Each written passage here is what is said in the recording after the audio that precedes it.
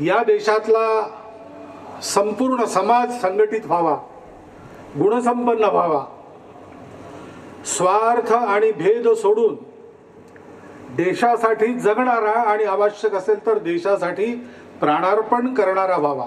Doctor Hedgewar यांच्या जन्मशताब्दीच्या निमित्ताने त्यांच्या स्मृतीत कार्यरूप अंजली वाहण्याकरता म्हणून जी शाळा सुरू झाली, त्या शाळेच्या भव्य भवनाचा लोकार्पण समारोह हा व्हावा, हा एक अर्थपूर्ण योगायोग आहे. शाळेचा हा उद्यम सुरू करण्याकरता जे कारण आहे आणि त्या उद्यमाच्या यशाचं एक दृश्य स्वरूप म्हणून हे जे भव्य भवन इथे उभं राहिलं, त्याचं लोकार्पण करण्याकरता हा जो निवडलेला दिवस आहे, आज या भवनाच्या लोकार्पणाच्या सोहळ्याचा आनंद आपण सगळ्यांनी घ्यावा. आनंद आहेच, परिश्रम केले आहेत त्याचं फळ आहे. सगळ्यांनी परिश्रम केले त्याचं फळ आहे. त्याच्यामुळे पुढचे परिश्रम हलके होणार आहेत त्याचाही आनंद आहे.